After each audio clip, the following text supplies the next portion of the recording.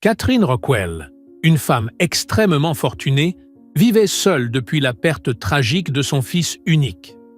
Mais un jour, alors qu'elle se rendait sur sa tombe, elle y trouva une femme noire et un petit garçon blond en pleurs. Lorsqu'elle leur demanda qui ils étaient, la réponse fit basculer son monde. Ce qui semblait n'être qu'une coïncidence devint rapidement une rencontre impossible. Mais avant de commencer cette histoire, dites-nous en commentaire d'où vous regardez cette vidéo. C'est toujours incroyable de voir jusqu'où nos récits voyagent. La matinée était froide lorsque Catherine arriva au cimetière. Comme chaque dimanche, elle venait se recueillir sur la tombe de Matthew, son fils unique, mort dans un accident de voiture 2 ans plus tôt. À 63 ans, Catherine était l'une des femmes les plus riches du pays. Elle avait bâti un véritable empire, mais tout cela avait perdu son sens depuis la perte de Matthew. Il était tout pour elle. Dans ses mains, elle tenait un bouquet de roses blanches, les préférées de son fils. Toujours élégante, elle portait un manteau en laine gris, des chaussures italiennes, et ses cheveux étaient relevés en un chignon impeccable. Elle avançait sur le chemin qu'elle connaissait par cœur quand elle s'arrêta net. Quelqu'un se trouvait devant la tombe de Matthew. Une jeune femme noire, vêtue simplement, agenouillée devant la stèle en marbre, sanglotait doucement. Dans ses bras, un petit garçon d'environ 3 ans, blond, aux boucles légères. La scène figea Catherine sur place. Puis, l'indignation prit le dessus. « Que faites-vous ici » La voix de Catherine était plus sèche qu'elle ne l'aurait voulu. La jeune femme leva un visage marqué par les larmes. « Je vous demande ce que vous faites sur la tombe de mon fils. » La jeune femme se releva lentement, serrant l'enfant contre elle. « Je suis désolée, madame. Je ne voulais pas déranger. Je suis juste venue apporter des fleurs à Matthew. » « Vous connaissiez mon fils » Catherine fronça les sourcils. « Comment » La femme hésita. Elle regarda l'enfant, puis reposa ses yeux sur Catherine. « Je m'appelle Hilary. J'ai rencontré Matthew il y a 4 ans. Il m'a aidé à un moment très difficile de ma vie. » Catherine fit un pas vers elle, la détaillant de la tête aux pieds. « Il vous a aidé comment ?»« Matthew ne m'a jamais parlé de vous. » Hilary inspira profondément. Les larmes coulaient encore. « Il m'a tendu la main quand je vivais dans la rue. Il m'a offert un toit, de la nourriture. Il m'a aidé à trouver du travail. C'était un homme bon, madame. Cela n'explique pas ce que vous faites ici avec cet enfant. » Catherine désigna le petit garçon, silencieux, qui les regardait fixement de ses grands yeux clairs. Hilary serra l'enfant un peu plus fort contre elle. « Parce que Noah est son fils. Noah est le fils de Matthew. » Le monde sembla s'arrêter pour Catherine. Ses jambes vacillèrent. « Qu'avez-vous dit ?»« Matthew est le père de Noah. Nous avons eu une relation. Il savait que j'étais enceinte, mais il est mort avant la naissance de Noah. » La voix de Hilary était basse, mais ferme.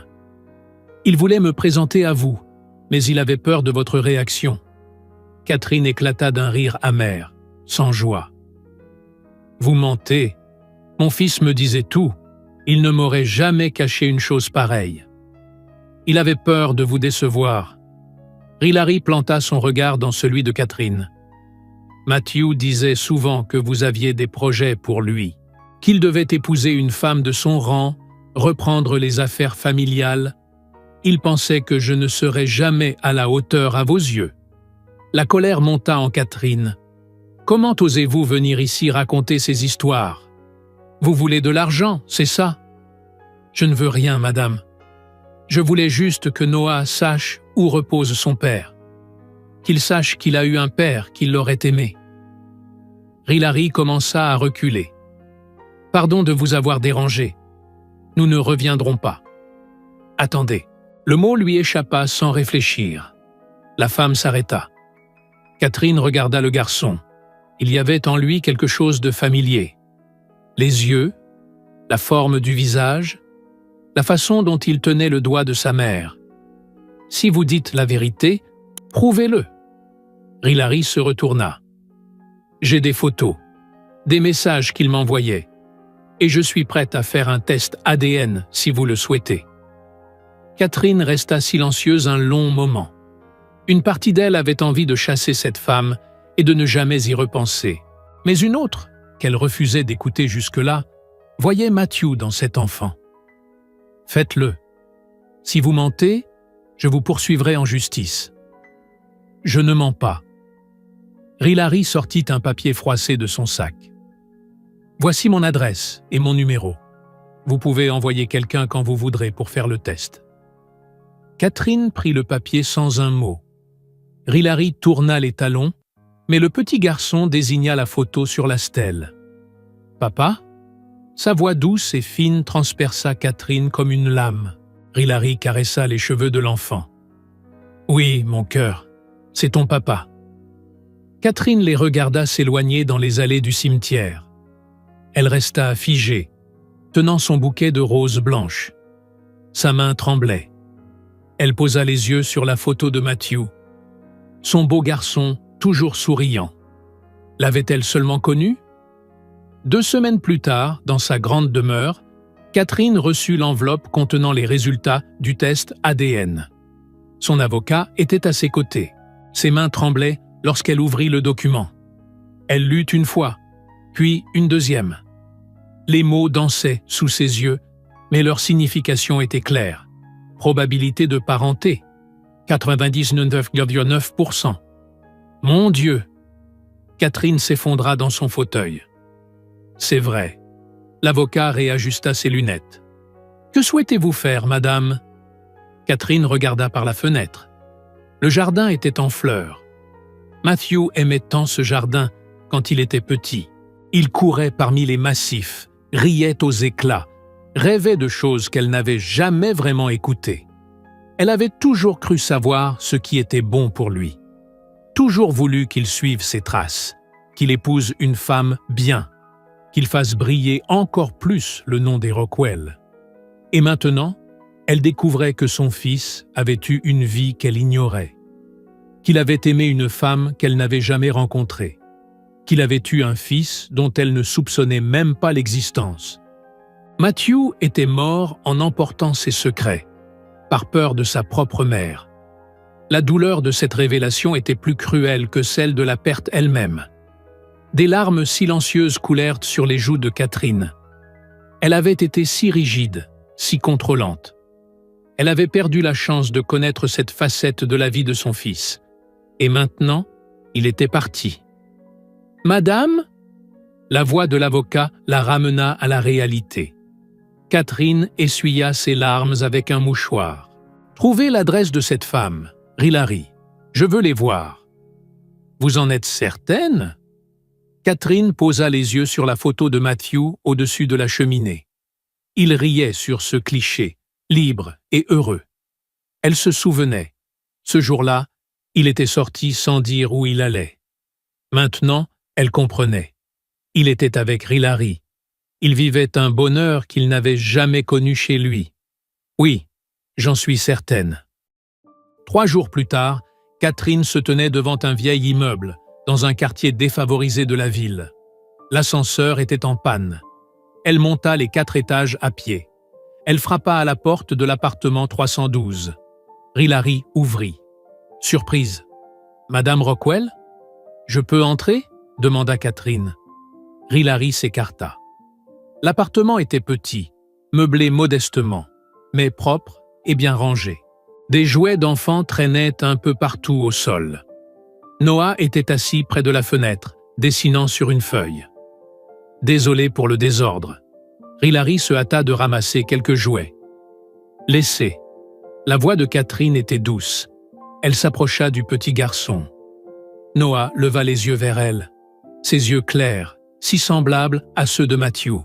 « Bonjour, Noah. » Le petit garçon lui répondit d'un sourire timide. « Bonjour. » Le cœur de Catherine se serra. Elle s'agenouilla devant lui. « Tu ressembles beaucoup à ton papa. C'était mon fils. » Noah pencha légèrement la tête. « Tu es ma mamie ?» Cette question, simple et innocente, brisa toutes les barrières de Catherine. Les larmes lui montèrent de nouveau aux yeux. Elle regarda Hilary, figée, tendue, dans l'attente. Puis elle revint vers Noah. « Oui. » Catherine sourit. « Pour la première fois depuis 2 ans. Oui, je suis ta mamie. » Noah se leva d'un bond et se jeta dans ses bras. L'étreinte était petite, fragile, mais pleine de vie.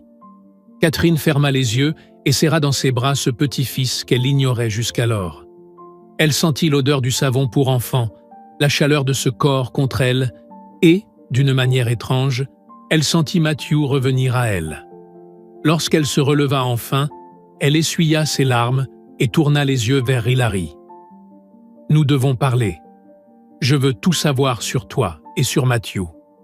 Je veux connaître mon petit-fils. Et je veux faire la paix avec tout ça. » Hilary hocha la tête, émue à son tour. « Merci d'être venu. » Catherine balaya du regard le petit appartement, puis ses yeux se posèrent sur Noah, de nouveau absorbé par son dessein. Heureux. Elle avait perdu Matthew. Rien ne pourrait le ramener. Mais peut-être, juste peut-être, restait-il une chance de ne pas perdre entièrement le lien avec lui. « Alors ce petit garçon est vraiment mon petit-fils » murmura-t-elle, comme pour s'en convaincre à voix haute.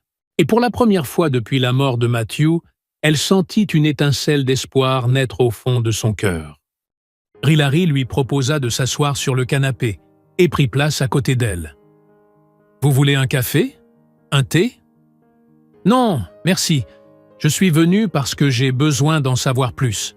Sur vous, sur Matthew, sur tout. » Catherine plongea son regard dans celui de Hilary.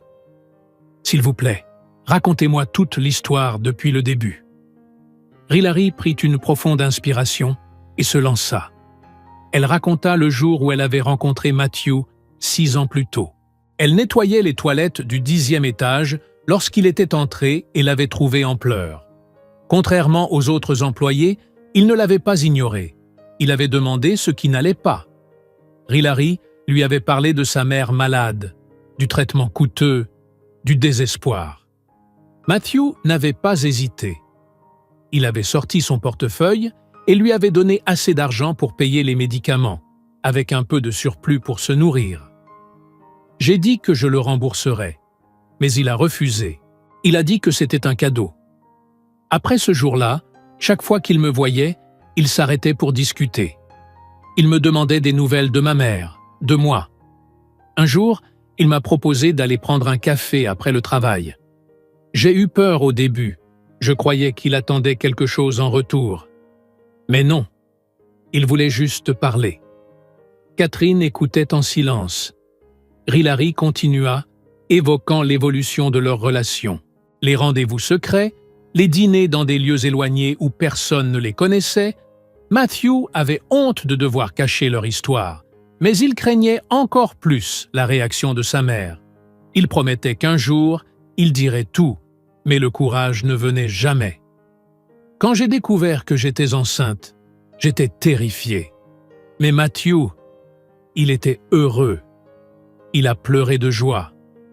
Il disait que c'était le déclic qu'il lui fallait pour enfin tout vous dire. Il avait commencé à aménager une chambre pour le bébé chez lui. Il avait acheté des vêtements, un berceau, tout. Et puis, l'accident est arrivé. Hilary s'interrompit, les larmes coulant librement désormais. Je n'ai pas pu aller aux funérailles. Je savais que je ne serais pas la bienvenue. Je suis restée chez moi, seule, enceinte de 7 mois, sans savoir quoi faire. J'ai pensé à venir vous voir, mais Matthew me répétait que vous étiez dur, que vous ne l'accepteriez jamais. Alors j'ai décidé d'élever Noah seul. Il avait le droit de connaître son père, même si ce n'était qu'à travers des histoires et des visites au cimetière. Catherine essuya ses propres larmes. Cela faisait des années qu'elle n'avait pas pleuré, et maintenant, elle n'arrivait plus à s'arrêter. J'ai été une mère terrible pour Matthew. Je lui mettais une pression constante. Je voulais qu'il soit parfait, qu'il suive le chemin que j'avais tracé pour lui. Je n'ai jamais pris le temps de lui demander ce qu'il voulait, ce qui le rendait heureux. « Il vous aimait », dit Hilary doucement. Il le disait souvent. Il voulait juste que vous le voyiez, tel qu'il était. Noah s'approcha avec une de ses petites voitures à la main. Il grimpa sur les genoux de Catherine sans même demander la permission et lui montra son jouet. « Regarde, mamie, c'est la plus rapide. » Catherine serra le garçon dans ses bras. Elle respira l'odeur de ses cheveux, sentit la chaleur de ce petit corps contre le sien. C'était comme tenir Matthew enfant à nouveau, avant qu'elle ne commence à lui en demander trop, avant qu'elle ne gâche tout avec ses attentes impossibles. Dans les semaines qui suivirent, Catherine se rendit chaque jour chez Hilary et Noah. Elle apportait des jouets, des vêtements, de la nourriture. Mais plus encore, elle passait des heures à parler avec Hilary, à écouter des histoires sur Matthew qu'elle n'avait jamais connu. Le fils qui riait fort, qui adorait cuisiner, qui rêvait de devenir architecte. Un Matthew qu'elle avait ignoré pendant des années. Noah aussi se rapprocha d'elle. Il l'appelait « Mamie » sans hésiter, sautait sur ses genoux, lui demandait de lui lire des histoires avant de dormir. Chaque geste de l'enfant faisait fondre un peu plus la carapace de glace que Catherine avait construite autour de son cœur. Un soir, après que Noah se soit endormi, Catherine et Hilary discutaient dans la petite cuisine de l'appartement. « Je veux bien faire les choses, » dit Catherine. « Je veux que toi et Noah ayez tout ce que vous méritez. Je veux rattraper le temps perdu. » Hilary lui prit la main. « Vous n'avez pas à rattraper quoi que ce soit. Il suffit d'être là. C'est tout ce que Noah souhaite. Et moi aussi. » Catherine serra sa main en retour. Pour la première fois depuis longtemps, elle sentit renaître une forme d'espoir. L'espoir de réparer les erreurs du passé, de construire quelque chose de nouveau, d'apprendre à aimer sans condition. Matthew lui avait offert une seconde chance, à travers Noah. Et cette fois, elle ne la laisserait pas passer. Catherine était nerveuse. Elle ne l'était jamais. Mais aujourd'hui, c'était différent. Aujourd'hui, elle allait présenter Hilary et Noah à sa famille, ainsi qu'à son cercle social, lors d'un déjeuner à la demeure des Rockwell. La table était dressée avec de la porcelaine anglaise. Les centres de table étaient composés d'orchidées blanches luxueuses et les domestiques circulaient avec des plateaux en argent. Tout était parfait, comme toujours. Le problème, c'était que les invités n'étaient pas préparés à ce qu'ils allaient découvrir. Catherine avait convié ses frères, ses cousins, quelques membres du conseil d'administration de l'entreprise et leurs épouses. Tous s'attendaient à un déjeuner mondain. Aucun ne connaissait l'existence de Noah. Aucun ne savait rien de Hilary. Le majordome ouvrit la porte et Hilary entra, tenant Noah par la main. Le petit garçon portait des vêtements neufs, offerts par Catherine. Un pantalon de ville et une chemise bleu clair assortie à ses yeux. Hilary portait une robe simple, mais élégante. Elle était visiblement mal à l'aise, ses yeux parcourant la vaste demeure avec un mélange de gêne et de stupeur. « Respirez profondément », murmura Catherine en lui touchant doucement le bras. « Je suis là avec vous. » Noah, lui, n'avait pas l'air le moins du monde nerveux. Il observait tout avec émerveillement, pointant du doigt le grand lustre en cristal suspendu au plafond. « Mamie, regarde toutes les petites lumières. » Catherine sourit et lui prit la main. « Allons-y, je vais vous présenter à la famille. » Quand ils entrèrent dans le salon, les conversations cessèrent net. Tous les regards se tournèrent vers Catherine, puis vers Hilary et Noah, avec des expressions mêlant confusion et désapprobation. Le frère de Catherine, Robert, fut le premier à rompre le silence. « Catherine, qui sont ces gens ?» Catherine se redressa. « Voici Hilary, et voici Noah, mon petit-fils, le fils de Matthew. » Un silence assourdissant suivit. Puis, tous parlèrent en même temps. Un brouhaha d'indignation et d'incrédulité s'éleva dans la pièce. « C'est insensé ! Matthew n'avait pas d'enfant. Qui est cette femme ? Catherine, tu te fais manipuler. » Robert s'approcha, le visage rouge de colère. « Catherine, tu as perdu la tête. Cette femme profite clairement de toi. Regarde-la.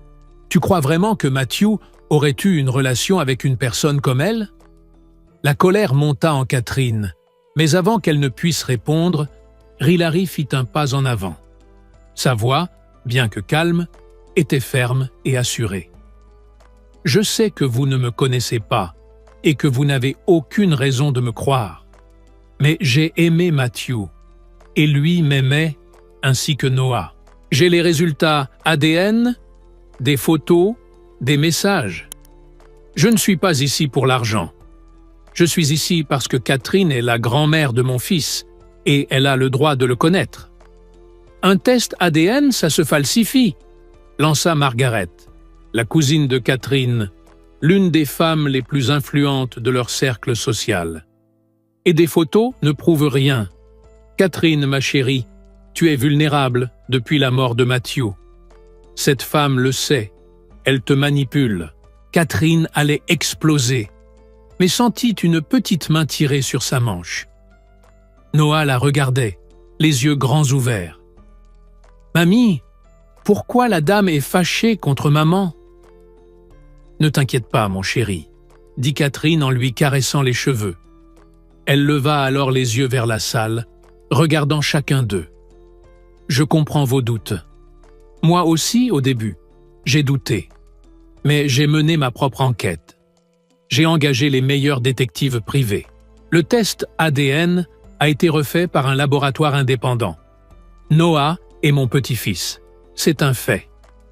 Même si c'est vrai, dit Robert, les bras croisés, ça ne veut pas dire que tu dois les intégrer à notre famille. Donne-lui de l'argent, fais-lui signer un accord de confidentialité et garde tout ça secret. Pense à la réputation de l'entreprise, Catherine. La réputation? Catherine fit un pas en avant, sa voix se faisant plus forte. Tu me parles de réputation alors que je parle de mon petit-fils? Du seul lien qu'il me reste avec mon fils? Margaret secoua la tête, l'air indigné. Catherine, sois raisonnable. Tu ne connais presque pas cet enfant, et cette femme est une inconnue.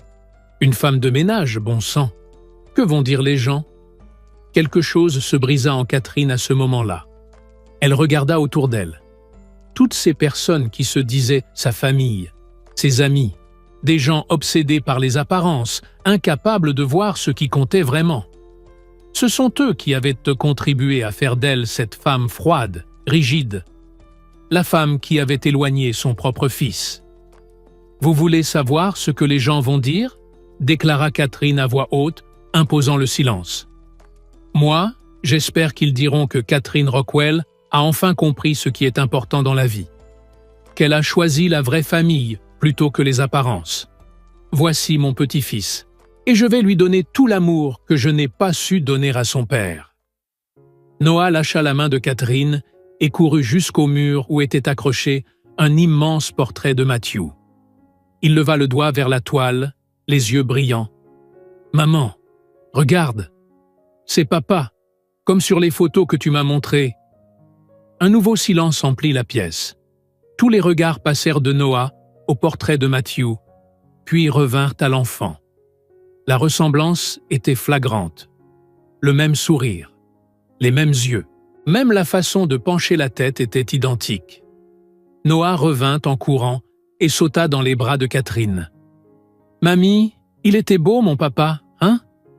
Catherine le serra contre elle, des larmes coulant librement sur ses joues. « Oui, mon trésor, il était magnifique, tout comme toi. » Robert soupira, son attitude se radoucissant légèrement. « Catherine, tu es sûre de toi? Tu as bien réfléchi? » « Je n'ai jamais été aussi sûre de rien dans ma vie, » répondit-elle en essuyant ses larmes. « Et si vous n'êtes pas capable d'accepter Noah et Hilary, alors vous n'avez plus votre place, ni dans ma maison, ni dans ma vie.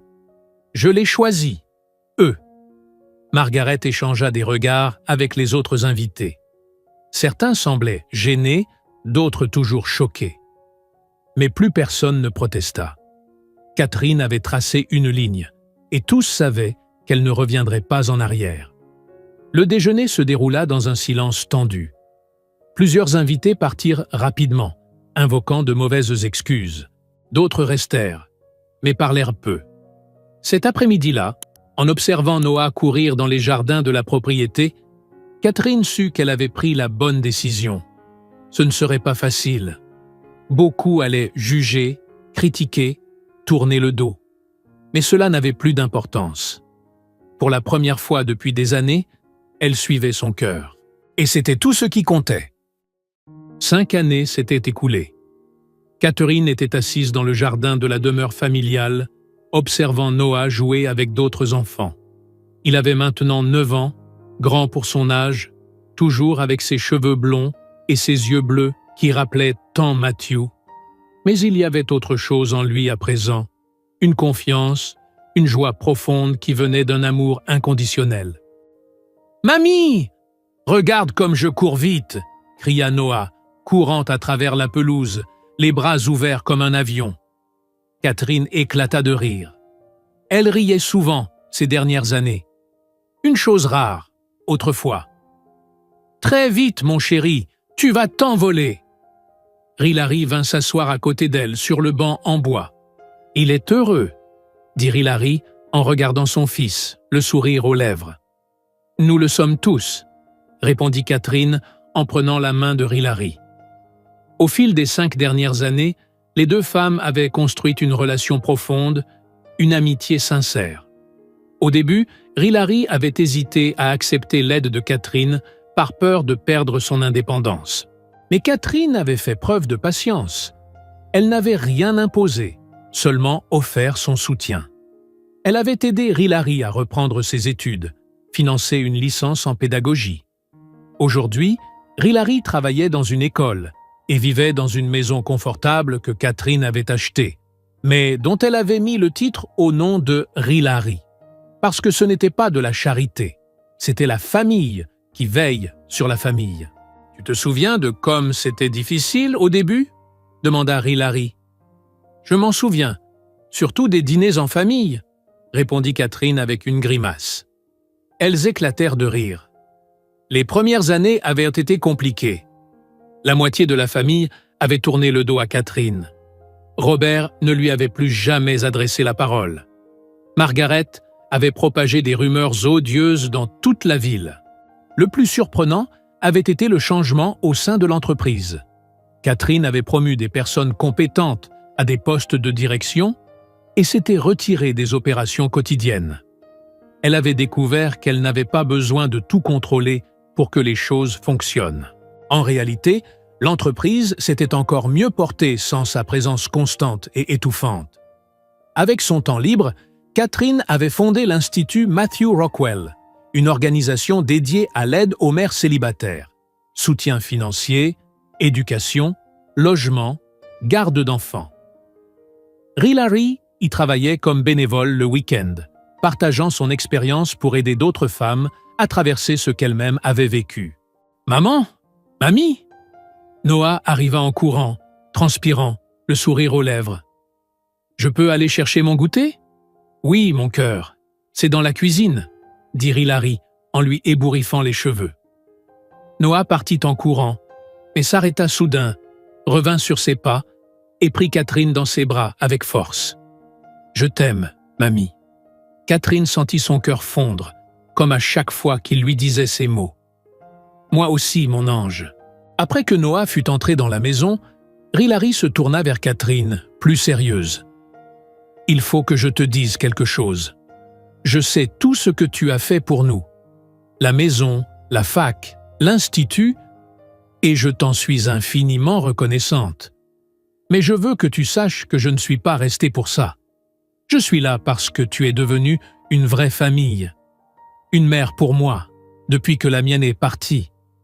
Une grand-mère merveilleuse pour Noah. Tu as changé nos vies.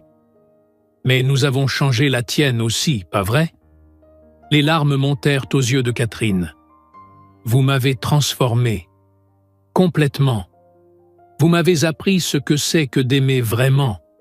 Vous m'avez donné une raison de vivre à nouveau. Avant, j'avais tout. L'argent, le pouvoir, le prestige. Mais je n'avais rien de ce qui comptait vraiment. Maintenant, je l'ai. Les deux femmes s'étreignirent. Une étreinte de complicité, de respect, d'un amour construit lentement, à travers chaque épreuve, chaque confidence, chaque éclat de rire partagé. Lorsqu'elles se séparèrent, Catherine essuya ses larmes et sourit. « Tu sais, je pensais à quelque chose. Noah va avoir 10 ans le mois prochain. Et si on organisait une grande fête? On pourrait inviter tous les enfants de l'Institut, faire quelque chose de spécial. » Hilary sourit à son tour. Il adorerait. Mais rien de trop extravagant, d'accord? Noah aime les choses simples. « J'ai appris ça, » dit Catherine. « Les meilleures choses sont simples. Un câlin, un rire, un après-midi à regarder mon petit-fils jouer dans le jardin. Voilà ce qui donne du sens à la vie. » Ce soir-là, après que Hilary et Noah soient rentrés chez eux, Catherine resta seule dans la bibliothèque de la demeure. Elle leva les yeux vers le portrait de Matthew accroché au mur. D'autres photos l'entouraient désormais. Noah à différents moments de ces 5 dernières années. Noah bébé dans les bras de Hilary. Noah faisant ses premiers pas, son premier jour d'école. Noah soufflant ses bougies d'anniversaire. Une chronologie de l'amour et de la croissance. « Merci, Matthew », murmura Catherine en fixant le visage souriant de son fils. « Merci de m'avoir offert cette seconde chance, de m'avoir montré, même après ton départ, ce qui compte vraiment. » Une paix profonde s'empara de son cœur. Elle avait perdu tant d'années à courir après de fausses priorités, le pouvoir, l'argent, l'image. Tout cela lui semblait désormais creux, vide. Ce qui avait un vrai sens, c'était ce qu'elle avait construit ces 5 dernières années. Une famille fondée sur l'amour véritable. Un héritage de bienveillance à travers l'Institut. Une vie remplie de sens. Si cette histoire vous a touché, laissez un commentaire ci-dessous pour nous dire ce qui vous a le plus ému. Likez cette vidéo pour qu'elle atteigne plus de personnes et partagez-la avec quelqu'un qui mérite, lui aussi, une seconde chance.